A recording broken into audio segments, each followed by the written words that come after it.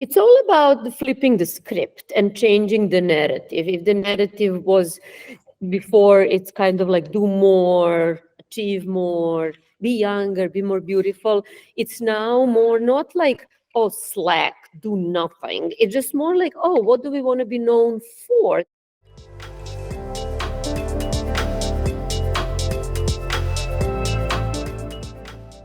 Hi, I'm Neil Perkin, the host of Think with Google Firestarters. And Firestarters is a series of insightful conversations with the interested and interesting of the advertising, marketing, and innovation communities.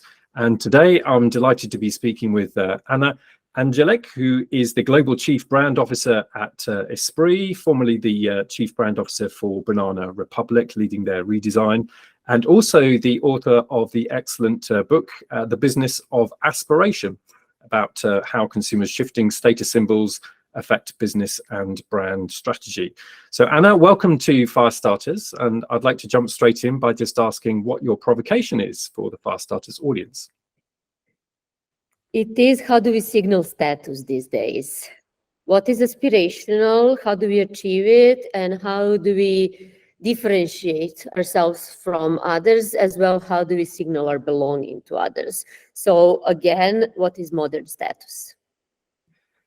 Brilliant. I'd like lots to dive into there. So I think you've kind of framed this idea before now as a kind of a shift really from consumers kind of signaling their status through collecting commodities perhaps, or followers on social media, airline miles, or back-to-back busy schedules and so on, into this idea of what you call the aspiration economy, which is altogether different. So I'd like to just ask you a bit more about what you mean by this idea of an aspiration economy.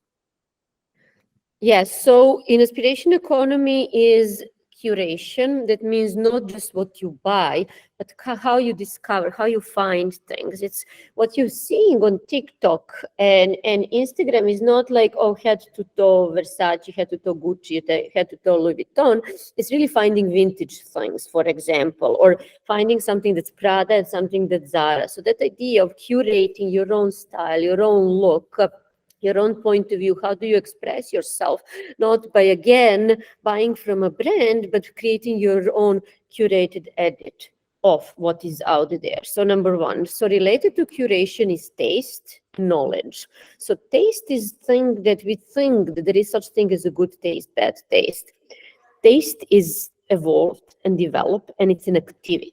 It's not a state, it's an activity that can be refined, that can be trained, that can be tested, that can be shared with others. And that's exactly what we are seeing when you see people who are taking photos of their vinyl collections, when they have people who are, like, say, brandy aficionados or coffee aficionados who know a lot about, say, 1980s Vivienne Westwood collection, who know a lot about specific period of design, Memphis design or art.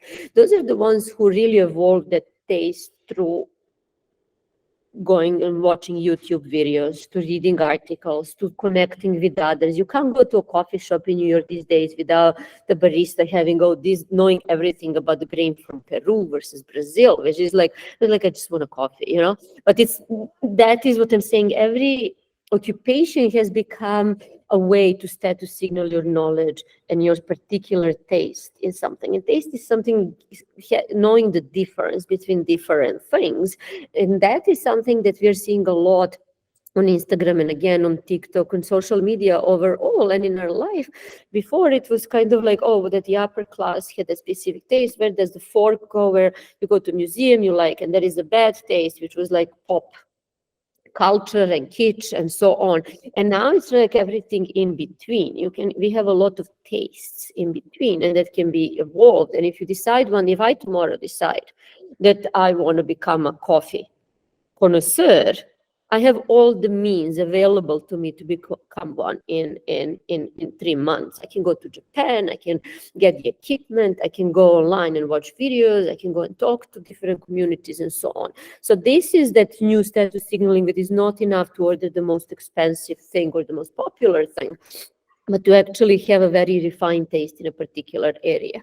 And then the final one there is really having knowledge and information. So being more knowledgeable than others in a specific aspect. And that is very opposite than what the sort of consumerist society and capitalism is about. When you first thing you ask when you meet someone in New York is, what do you do? So now I'm starting to wonder if it's like a question, what do you do for leisure time? What do you read? Is that a new status signaling question? Rather than what do you do for a living? And that is the shift that we are probably seeing more and more and more, when people are becoming more interesting, more higher on a new aspiration status hierarchy, because they have exceptional leisure activities, because they read a specific kind of books, which goes back again to taste, to knowledge, to curation. So I'm curious to see how is that going to evolve further, and what does that mean for brands. And it's just good provocation to think about, what if we reverse the trend? Now that AI can take everything off our plates, it is probably a good time to think, how do we want to differentiate ourselves in the social and cultural and economic hierarchy. I mean, that's fascinating. And I'd love to dive into a bit more, if I may, about how brands, we have a lot of strategists, planners, marketers that subscribe to this podcast. I'd just love to understand a bit more about how brands can engage with this idea of curation and taste. It's all about flipping the script and changing the narrative. If the narrative was before, it's kind of like do more, achieve more, be younger, be more beautiful.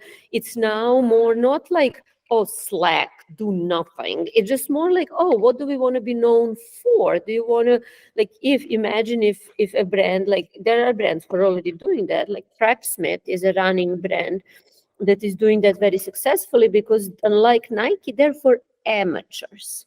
And amateurs are, again, not just non-professionals, they are actually your biggest brand fans, because their hobby is something they invest their time, again, leisure time and money and connectivity and relationships, in order to become better in something without being professionally obliged to excel at it. So they do it for the fun of it, for the leisure aspect of it. So what Tracksmith as a running brand has, first of all, very specifically defined aesthetic, which is from the 1970s long distance running, when you have all those stripes, when you have like very vintage feel, which at the time long distance running was really for weirdos. It's not like now, like, I ran 5 marathons, I'm going to put it in my resume. That's like, it was really for the weirdos who was this, the lifestyle was for that was their leisure, that was their lifestyle, to just go out there.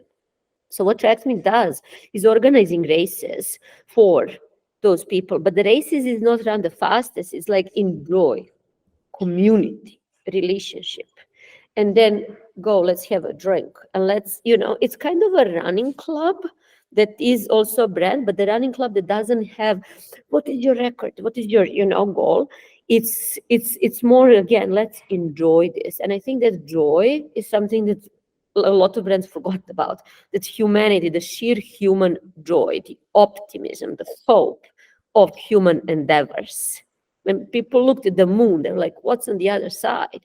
And I think we kind of forgot about that wonder and curiosity. So that is all for brands to actually create those narratives, because smaller brands have that already. Everything that basically is on people's minds, but that before was not addressed as part of the story. It was outside of the story. So for brands, it's like, look for stories, look for other stories.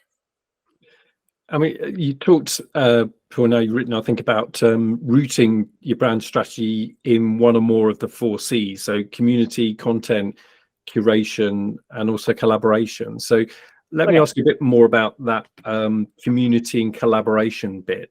So for brands, what's the kind of community drivers? How do they engage communities and collaborate? Who do they collaborate with, and how do they collaborate with them?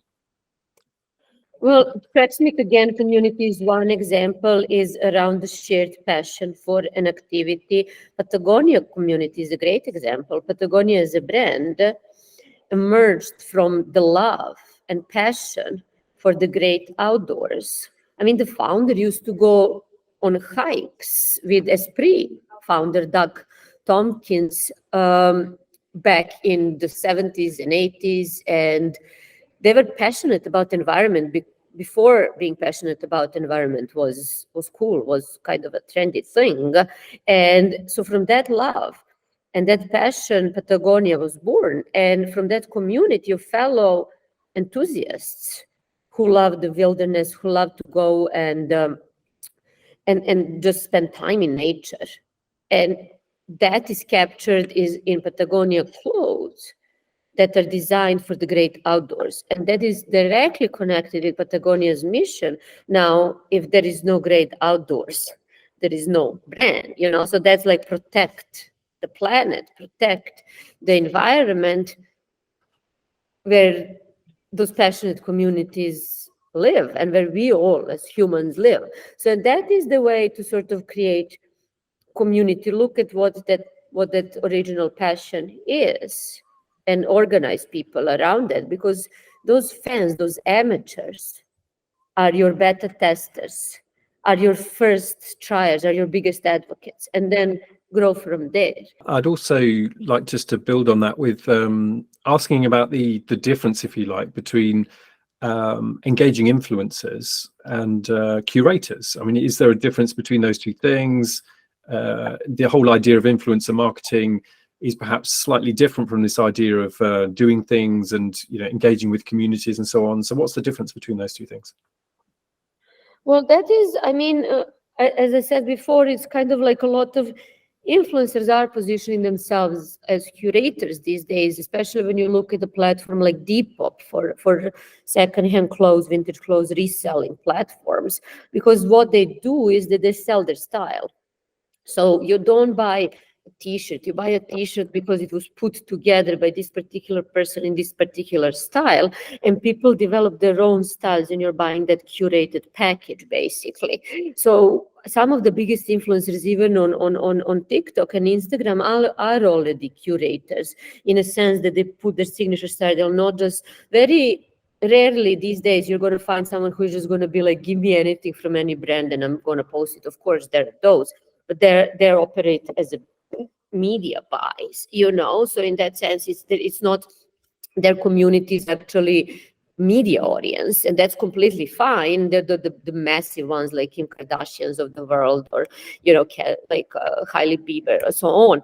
But then you have those that are in the middle and the bottom that are more like, no, this is what I care about, these are my values, this is what I stand for, this is what I wear, this is what I consume, this is what I read. And then you need to really fit as a brand, which is kind of better for brands because it forces them to do like that portfolio approach, that to kind of to achieve scale through aggregate of those niches, which is a very smarter strategy anyway, because you create many doors in the brand. And also, if I can take this into the whole idea of sustainability, so perhaps where you see the intersection of aspiration and sustainability. It goes back to taste, to curation, to knowledge. So you don't want to think that anyone can own, like even if it's the most expensive thing in the world, it's a commodity. It's produced in a number of quantities. So do you want some like Gucci shoes that anyone with like, I don't know, $1,000 can have?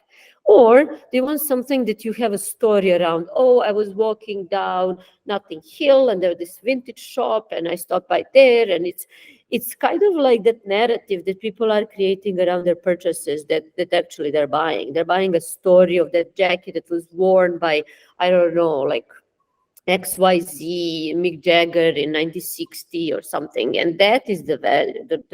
First, the story around that piece is the value. And the second, your knowledge of the story is what actually you're paying for. It's kind of, you're buying a story, and then by the fact that you know that is a relevant story is something that distinguishes you from anyone else. That's your status. You say, these shoes, let me tell you about the shoes. And you know why I know that? Because I'm like, amazing. So that is the new status signaling, what you're buying and what are you using it for? How do you use it to signal? And do you think the relevance of this kind of way of thinking expands beyond fashion and apparel into many different sectors? Absolutely. I mean, that goes the same thing goes, it's happening in food a lot, not vintage food, but like recipes. And that is when it becomes anything that's related to knowledge you've seen over the during the pandemic. And then afterwards, the rise of like home cooking and cooking influencers, so on. It goes into books as well. It goes into plants. It goes in every single area where people don't treat commodities anymore as commodities, but as stories, as a way to signal their knowledge and taste and status. Great. And I just also like to ask a bit about the role of strategies in this, because we have a lot of planners and strategists as part of the audience for this. And so do you see them being able to play an active part in actually creating those kinds of stories and helping to input into that kind of curation? Oh, absolutely. I mean, that is the whole, like what we talked, everything we talked about here. It's really like rooting yourself in those 4 C's: content, community, collaborations, curation, and basically looking what is that new narrative framework.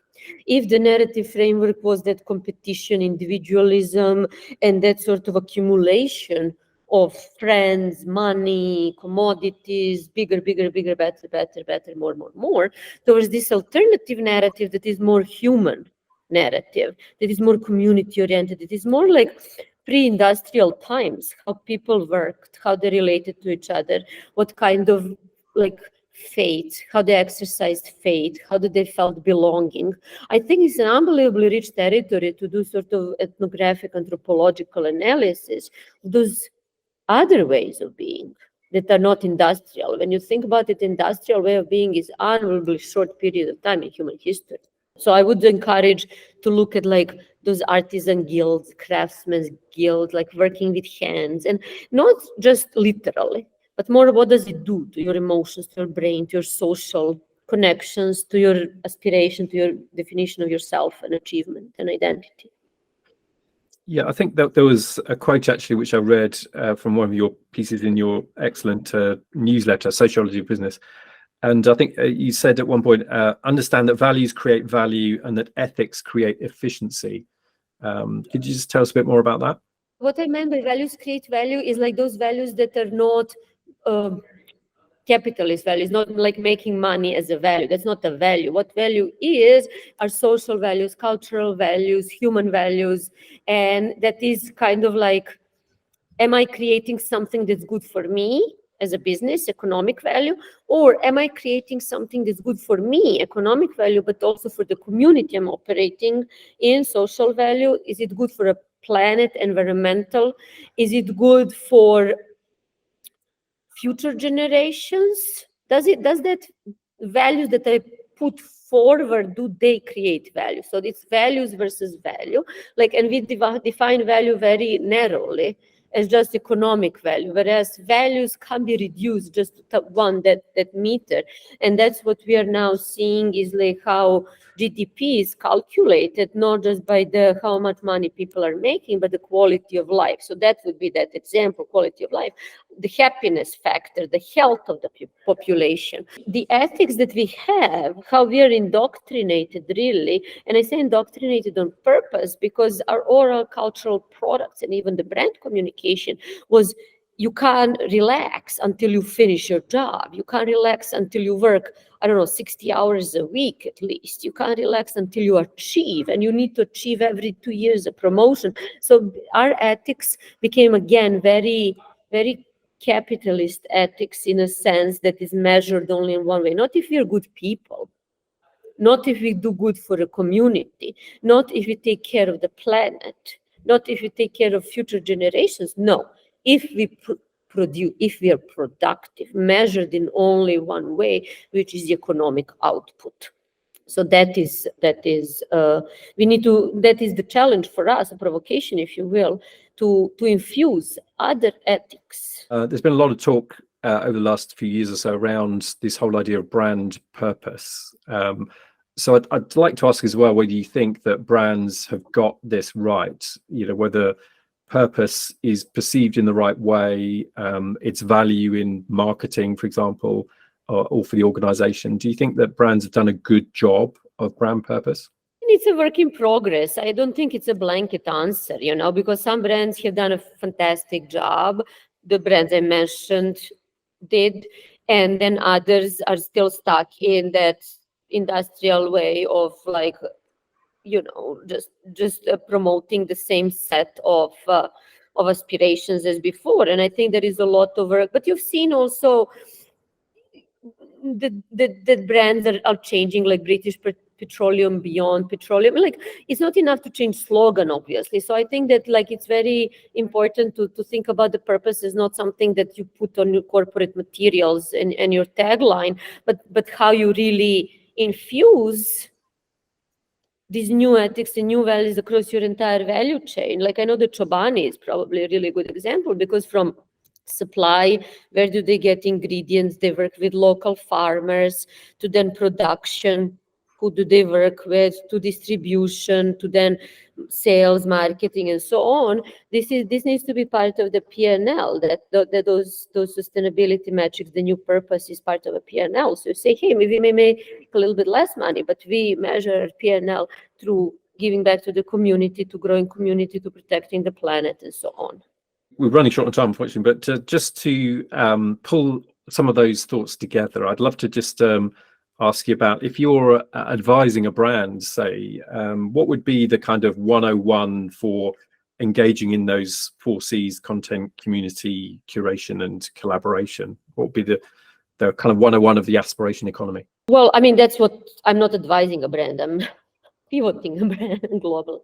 So, but for those who are advising, is basically to create that new narrative framework. And within that framework is, how is that narrative expressed through content? What kinds of content? What editorial content you can have? What archival content you have? What curated external content you have? And then who do you want to collaborate with? Who do you want to partner with in order to keep refreshing your brand, keeping your brand alive? That's what collaborations are for. It's constantly recontextualizing your brand and making it live in many different unexpected contexts. The more unexpected the collaboration, the better it is. Then when you have a community, again, we talked about having that one passion, one thing, and seeing how it's so easy to kind of activate and build a community. There's so many social tools, there is so much content opportunities, there's so many interaction opportunities, there are community leaders that have micro communities already, to bring them together in that aggregation of niches strategy.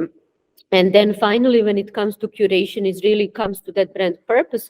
What is the role in the world? What do we stand for? And how can I look at culture and what society, and how can I put together my own personal edit of what is happening and really contribute to culture? Curation is really about giving back, evolving culture as a brand there. And I write about all those things at the Sociology of Business, which Neil said is my newsletter. So for those who are interested in more, just by all means, just go. There are a lot of free stuff there. There's some paid stuff. So there is a lot more, especially like my last one was about content. That's why I just remembered it, and how to really build that discipline, strategic approach to having different content sources. So you don't need to like sit in a room with your copywriters and drill it. Anna, that's been absolutely fascinating. Unfortunately, we ran out of time, but could speak a lot more on that fascinating subject. So thank you so much for talking to us about the aspiration economy. And if you're watching, don't forget to subscribe and also to subscribe to the podcast, of course. But once again, my thanks to Anna Andjelic for a fantastic Firestarters. Thank you, Anna. Thanks so much for thinking of me and for having me here.